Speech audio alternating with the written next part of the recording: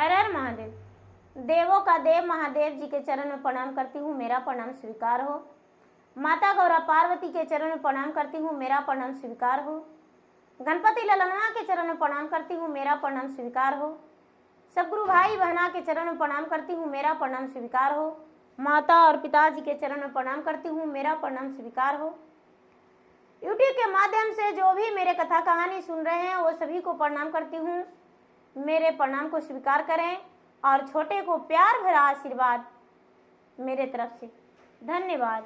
हर हर महादेव, घर घर महादेव। गुरु भाई बहना, एक राजा थे और एक रानी थी। राजा जो थे कोई दान पुण्य नहीं करते थे, कोई पूजा पाठ नहीं करते थे। रानी भी कोई पूजा पाठ नहीं करती थी। खाते समय भी उनका हाथ से एक अन्न नीचे नहीं गिरता था, नहीं तो गौ के भोजन में भी उनका एक अन्न जाता था, नहीं तो कोई पक्षी के। राजा के द्वार पे एक पीपल का पेड़ था और पीपल के पेड़ पर एक गरवैया रहती थी, पक्षी का जोड़ा। ऐसे तो हजारों पक्षी उस पे रहते थे, लेकिन चिड़िया जो थी एक गरवैया और एक उनकी पत्नी, दोनों अपने घोंसले में। गरवई जो थी बेचारी अंडे दी थी, अपने बच्चे के लिए दाना इधर उधर चुगने जाती थी। प्रतिदिन राजा के छत पे, राजा के द्वार पे, राजा के चारों तरफ घूमती थी कि इतना बड़ा राजमहल है, इस राज में इतना धन संपत्ति वाला कोई नहीं है, लेकिन फिर भी एक दाना यहाँ पे मुझे नहीं मिलता है। आखिर क्या कारण है? कुछ तो कारण होगा, कोई कारण होगा जो कि ये दाना मुझे नहीं देता है। इसके आसपास में कोई दाना दिखाई नहीं देता है। गुरु भाई बहना, बेचारी पक्षी रानी प्रतिदिन चारों तरफ घूमती थी और अपने चिड़ा से बातें की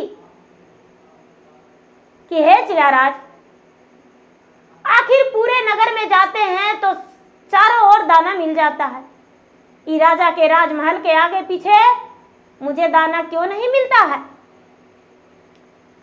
चिड़ा उसके बोले कि हे चिड़ी रानी, ये बात को रानी से पूछो।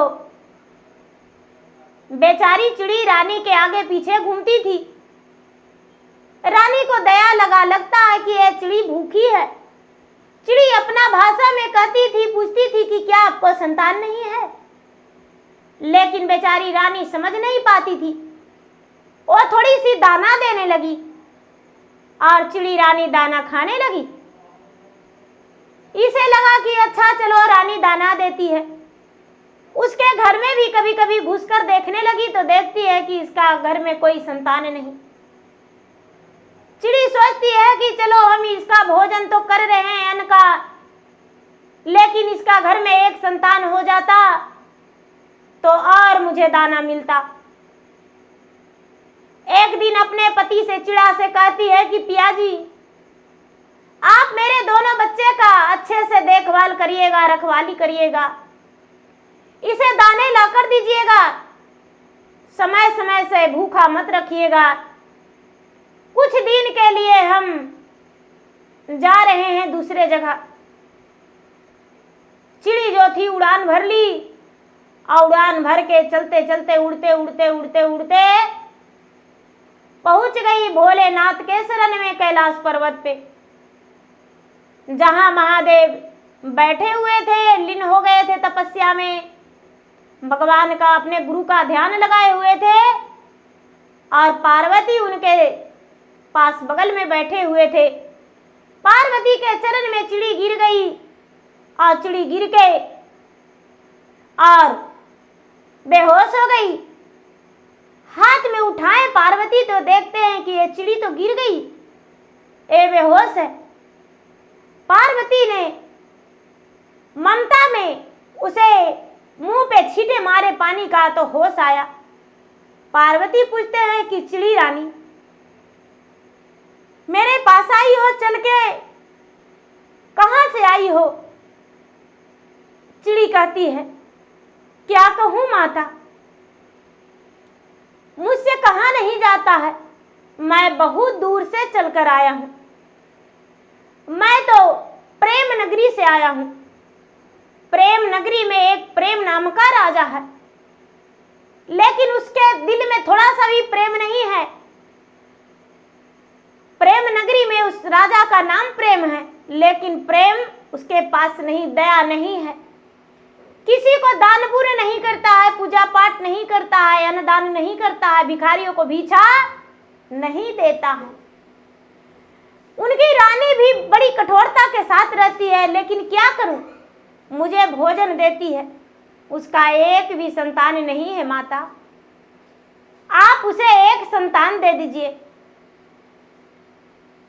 कहते हैं कि चिड़ी भोलेनाथ से पूछते हैं क्या उसके भाग्य में संतान है या नहीं।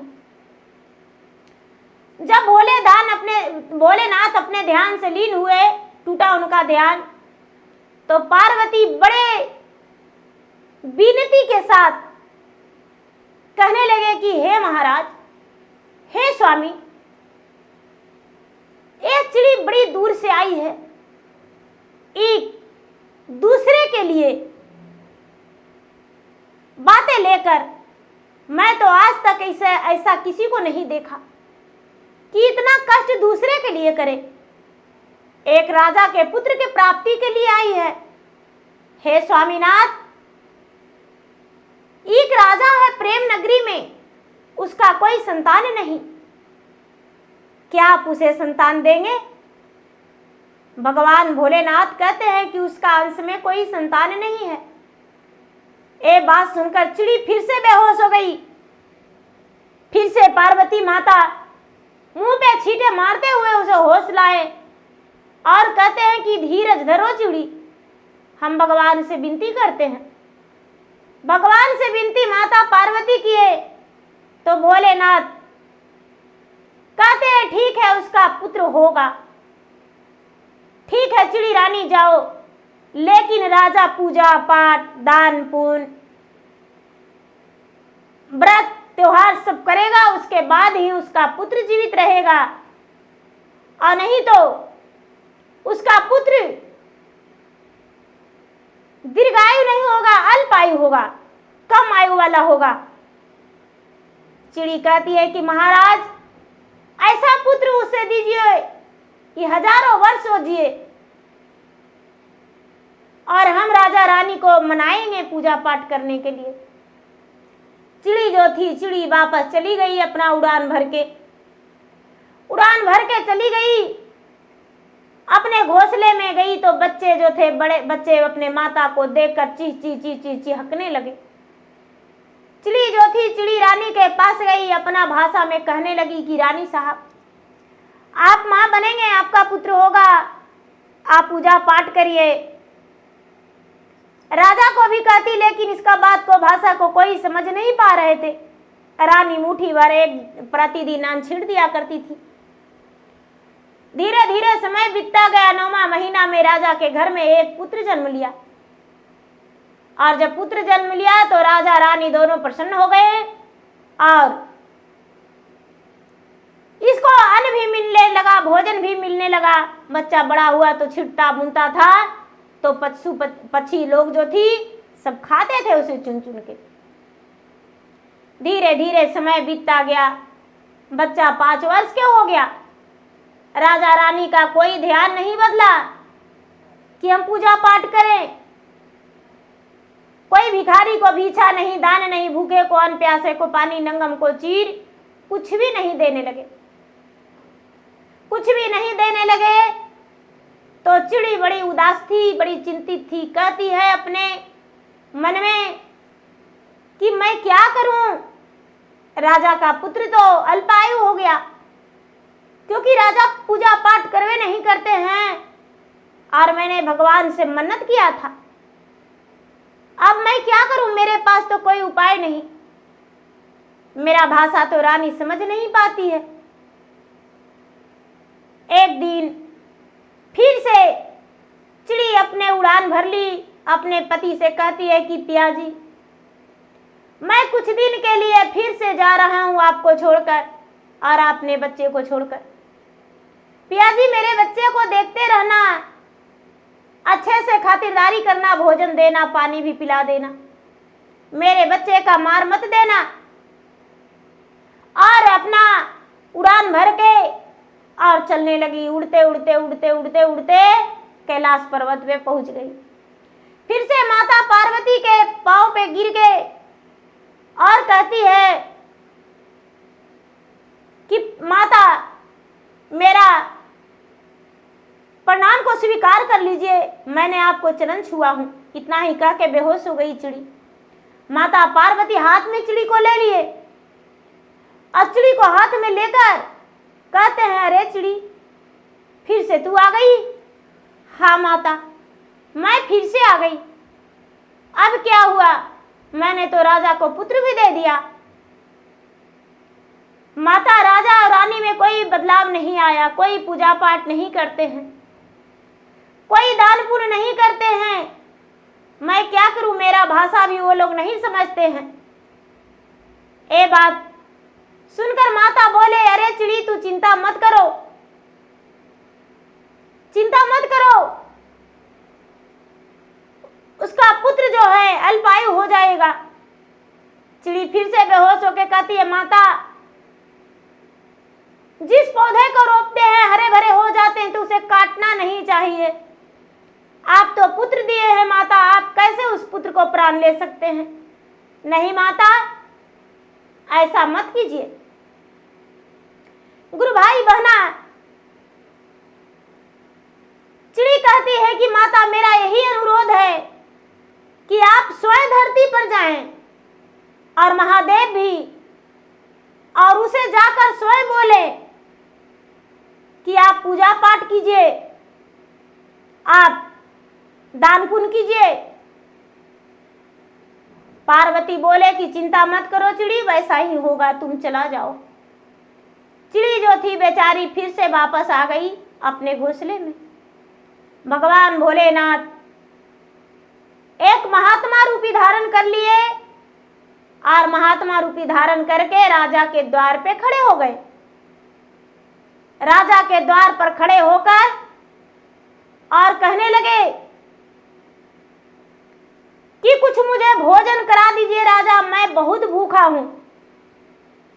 रानी को नजर पड़ा तो कहते हैं कि ठीक है सन्यासी बाबा, संत बाबा, कर लीजिए भोजन, मेरे पास तो भोजन बना हुआ है। भोजन करने लगे। इतना ही में नजर पड़ा बच्चा पर तो कहते हैं कि राजा साहब, ये बच्चा आपका है? तो हाँ। तो अच्छा, ये बच्चा भोलेनाथ को दिया हुआ है, एक चिड़ी ने वरदान मांगा है। ये बच्चा के लिए चिड़ी जो थी, चिड़ी गई थी कहाँ? कैलाश पर्वत पे भोलेनाथ के पास अर्जी लगाई है और वो बोली है कि ठीक है भगवान, रानी और राजा पूजा करेंगे, दान पुण्य करेंगे, कुमारी कन्याओं का विवाह करवाएंगे, यज्ञ करवाएंगे, उनका पुत्र हो जाए। राजन, यदि ऐसा आप नहीं करेंगे तो आपका पुत्र अल्पायु हो जाएगा। ये बात सुनकर रानी अपने आंखों से आंसू गिराने लगी और कहती है कि नहीं भगवान, मैं अपने पुत्र के लिए कुछ भी कर सकते हैं। हम दान पुण्य, पूजा पाठ, भक्ति, मंदिर, धर्मशाला, बाग बगीचा सब कुछ लगा देंगे और खुदवा देंगे।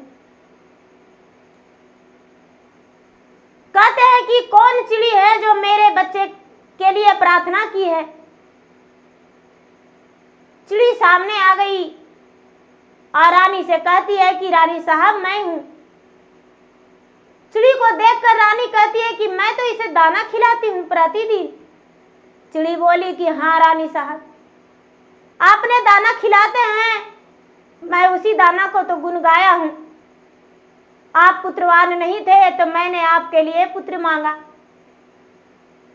चिड़ी को अपने गोद में लेकर प्यार भरे उसे गले पूरे पंख को चूमे और चूम कर कहते हैं कि चिड़ी तू कितनी प्यारी है। भोलेनाथ कहते हैं कि ये चिड़ा चिड़ी की कहानी पूरे संसार में फैल जाएगा और जो चिड़ा चिड़ी की कहानी सुनेगा उसमें उसके घर में चिड़ा पूरे सुख शांति आएगा। रानी साहब जो थे, रानी साहब भगवान ये कहकर अंतर ध्यान हो गए। रानी साहब भगवान भोलेनाथ के एक मंदिर बनवाए, भिखारियों को दान देना शुरू कर दिए, नंगे को चिर देना शुरू कर दिए और महाशिवरात्रि व्रत करना शुरू कर दिए। सावन मास, पूरी सावन मास में भगवान भोलेनाथ का बेलपत्र चढ़ाना शुरू कर दिए, जल चढ़ाना शुरू कर दिए, माँ दुर्गा का पूजा पाठ करना शुरू कर दिए, हर पर्व, हर व्रत, हर त्योहार करना शुरू कर दिए। पूर्णिमा के दिन राजा रानी दोनों उपवास रहते थे। चिड़ा चिड़ी के नाम से थोड़ी सी भोजन निकाल दिया करते थे। चिड़ा चिड़ी प्रेम से भोजन कर लिया करते थे। हर पूर्णिमा के दिन राजा के घर में मीठा भोजन बनने लगा और मीठा भोजन करने लगे। राजा रानी का जीवन सुखी बीता और खुशी बीता। राजा का पुत्र जो था दीर्घायु हो गया। राजा का पुत्र लंबे आयु वाला हो गया, हजारों वर्ष उसका उम्र हो गया और राजा का घर में कोई प्रकार का कोई दुख नहीं, सुख शांति मिला। तो गुरु भाई बहना, ये चिड़ा चिड़ी की कहानी है। चिड़ा चिड़ी जो है वो एक इंसान के लिए भगवान से कितना भक्ति किया और भगवान से प्रार्थना करके इंसान के लिए पुत्र मांगा। तो गुरु भाई बहना, मेरा वीडियो अच्छा लगे तो मेरा वीडियो का लाइक करें, शेयर करें। चैनल पर यदि नए हैं तो चैनल का सब्सक्राइब करें, बेल आइकन घंटी को दबाएं, जो कि मेरा वीडियो का नोटिफिकेशन सबसे पहले आपके पास जाए और आप मेरा वीडियो का सुन सके, देख सके और लाभ उठाएं। धन्यवाद। हर हर महादेव, घर घर महादेव।